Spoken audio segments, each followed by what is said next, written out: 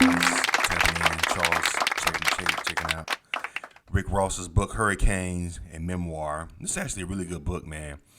Rick Ross is actually this part we're going to take a look at is Rick Ross talking about when the drug game hit Miami in the 80s.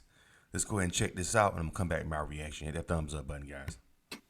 Cocaine was no longer just a rich man's drug, and crack had infiltrated the inner city. It wasn't the cocaine cowboys fighting for control of the drug market anymore. It was the urban dope boys, ghetto superstars and hood legends like Isaac Big Ike Hicks, Rick the Mayor Brownlee, Bo Diddley, Bunky Brown, and Convertible Burt. Jabbar's daddy was one of these hustlers, Big Mike. Mike was a real Geechee nigga out of Liberty City. He had a curly perm and a mouth full of gold teeth. But hiding behind his Khazal shades were the eyes of a man who was not to be fucked with. Mike was on a level where any number of young shooters would have loved to handle any situation for him, but he preferred to do his own dirty work. Wow. When I was real young, Mike went over to his sister's house after he found out the father of her son was still beating on her. The last time Mike went over there, he'd warned this dude to keep his hands off his sister. This time, he went to the house and put 2 shots in his dome. Then he raised his sister's son like he was his own. Wow. Mike was one of the original Miami boys, a crew that was running boy and girl, heroin and coke throughout the southeast United States. Wait a minute. So how did he go to jail for that? How was he able to do that and not go to jail and continue to keep? Wow, that's crazy. We'll get into that more a little bit later because for the first 10 years of Jabbar and I's friendship, we really didn't get into too much trouble. Most of our time together was spent playing at the park or at each other's houses on some joysticks. We would hitch rides on the back of the ice cream truck and go fishing for bass and brimfish out of the nearby canal. We had to keep an eye out for poisonous water moccasins. So many different creatures inhabit the waters of South Florida. For a while, the baddest shit Jabbar and I did was fistfights. We fought a lot as kids, with each other and with other kids at school and in the neighborhood. This was the era when it was all about proving you had hands. Wow. Fighting was how you got ranked and respected. The weakest shit you could be was a cur, a dog that don't fight. A lot of this fighting was orchestrated by Kello, one of the older boys who lived up the street from me.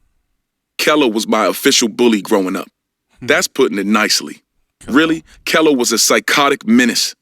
He loved to fight, and he loved to make other kids fight too. He would plan it out so his most high-profile scraps took place on Friday and Saturday nights at the park when everyone would be there to watch. Kello's partners in crime were John John and his cousin Steve. John John lived on my street too, and he was pretty sadistic himself. He thought about evil shit. I remember John John came to my house one morning and started knocking on the door. I was still in my drawers when I came out to see what he wanted. The devil rolled my back. The devil ain't never rolled your back, fat boy? Nah, what that feel like? Rick Ross, I'm sorry, Rick Ross in some draws. That is not a good sight to see. Hit that thumbs up, buddy, y'all. Let's continue. It's like you wake up, but you can't move. Your eyes are open, but your eyes are closed. I'm telling you, something was seriously wrong with these niggas. Steve was from Overtown, but he would take the bus to Carroll City to hang with Kello and John John. Steve had 2 gold front teeth embossed with dollar signs, which he'd financed by robbing people. He was planning on robbing his way up to 8. It could be 100 degrees out, and Steve would be in his same black hoodie with a black Scully on. The funny thing is, Kello and John John were both church boys. Kello would be in church every Sunday with his mama. She was a big black lady who looked like Florida Evans from Good Times. One Sunday, Kello had to read scripture in front of the whole congregation. When he started stuttering over his words, I busted out laughing. Jabbar kicked me, knowing that I was going to live to regret that. But it only made me laugh even harder. Kello stopped reading right in the middle of church to address me in front of everyone. Boy, oh boy, the things I'm going to do to you. The next day, Kello had me come over. One thing about these boys is that if you didn't do what they said, whatever they had in store for you was only going to get worse. Kello was so crazy that if I didn't come over of my own volition, he would just sit outside my bedroom window till I came out. Damn. So I went over there and had Jabbar come with me. Kello's mama was in the kitchen cooking up some hog maw and collard greens when he brought me into his bedroom and closed the door behind us. That's when he handed me one of his mama's clothespins. Take your shirt off, he said. Put this on your nipple. Excuse me? What? Don't make me swing on you, boy. Just put it on your nipple. 60 seconds. For the first 15 seconds, I played it cool.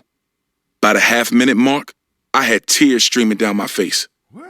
By the time it was over, I was certain I had just split my nipple in half. Kello finally took it off and let me go home. What the fuck? But I loved Kello. All his bullying came out of a place of love, and it toughened me and Jabbar up. What did he do with his nipples? He pulled his nipples with the hanger? What kind of weird shit is that? What the hell? I don't get that part. Why did he put the hanger on his... That's some... I'm from Florida. That must be some Miami shit. I don't know. When it came to fighting anyone in our own age bracket, we were so far advanced because we grown up fighting these older niggas who were specialists with their hands. That was pretty much the extent of my bullying growing up. It wasn't until me and Jabbar started riding our bikes over to Miss Angel's apartment that things turned a corner.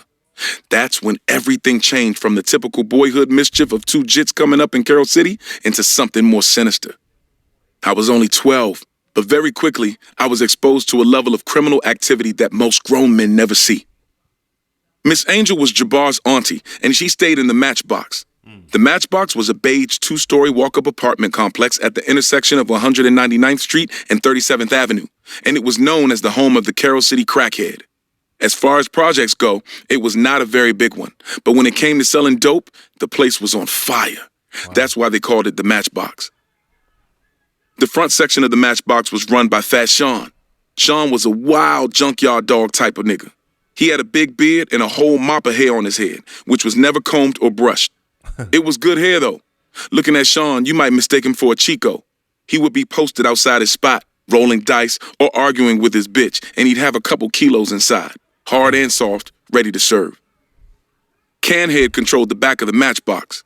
Canhead was a short, light-skinned nigga with freckles and sandy red hair. I didn't interact with him too much, but he was a cool nigga. He wasn't a brute like Sean was. Canhead was a DJ, along with being a hustler, and he would set up his turntables and speakers outside and throw block parties for the Matchbox. That's where Miss Angel stayed, and her apartment was the headquarters of a crew of guys that would soon rule over Carroll City. These guys were all several years older than me and Jabbar. This is where I became acquainted with guys like Booby, Grillin, Bernard, Fish Grease, Cat Eye Moses, and D Green. There was a lot of shit going down at Miss Angel's. A table crew might be set up in the dining room chopping up the dope. They used cutting agents to stretch the product, dilute its purity, and maximize profits. There might be a nigga in the kitchen mixing up Coke and baking soda in a Pyrex pot. I was at Angel's the first time I saw an ounce of powder get cooked down straight drop. Wow. The crack didn't come back white like the Coke. It had a yellowish hue. Wrapped in plastic, the zone looked like a macadamia nut cookie. Of those aforementioned hustlers, Kenneth Booby Williams would go on to become the most infamous. When he landed himself on America's Most Wanted a decade later, he would be introduced to the world as the ringleader of the Booby Boys, a vicious street gang behind an $85 million drug ring, 35 murders, and more than 100 shootings. Damn. But when Jabbar and I first started hanging in the Matchbox, there was no such thing as the Booby Boys. Booby wasn't even there in the beginning. He was in Miami-Dade's juvenile detention center fighting a murder charge from a shooting in River City in October of 1987 that left 1 dead and 2 wounded. Oh, wow. If there was a leader of this crew, then it was Grillin. Grillin was only 16 when I met him, but he had the physicality and presence of a grown man. Wow. He was the type who would fight 10 niggas at the drop of a dime and win. Grillin was a cold-blooded, aggressive motherfucker. Looking for a professional photographer for your next big event? Need video of your special day? Then look no further. For $100 an hour, have a professional photographer or videographer shoot your wedding, birthday party, quinceañera, bar mitzvah or bat mitzvah, anniversary party, or whatever your special occasion may be. Highlight your event with professional, crisp photos and video. Check out Charles Arness Photography on Instagram, as well as book us for your next event. Must live in the Southern California area.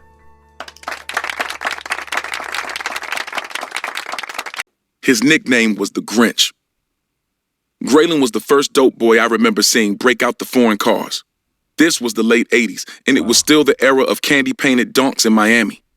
Box Chevys and Cadillac Brohams and Fleetwoods sitting on 30s and lows. But 16-year-old Grillin pulled up one day in a brand new white BMW convertible. I remember he put a $1 food stamp behind the glass of the frame of his license plate so that he never forgot where he came from. I thought that was the fly shit ever. Graylin's Beamer was impressive, but it was his penchant for violence that left a lasting impression on me. Wow. There was one incident in particular. Soon after I started hanging in the Matchbox, Graylin began messing with a stripper named Pinky. Everybody from Miami knows Pinky. She was considered to be one of the baddest bitches in Dade County. I wonder, is it Pinky the porn star? Is it another Pinky? This put Graylin at odds with a jealous ex-boyfriend of Pinky's, who happened to be one of the most feared gangsters in Liberty City.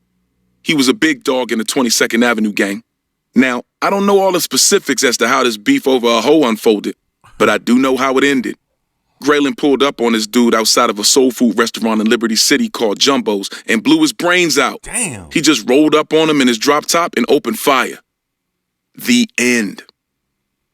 When the streets got to talking about what had happened, I couldn't believe it. I knew Graylin was cutthroat. His reputation preceded him. But the other dude was supposed to be on a whole different level.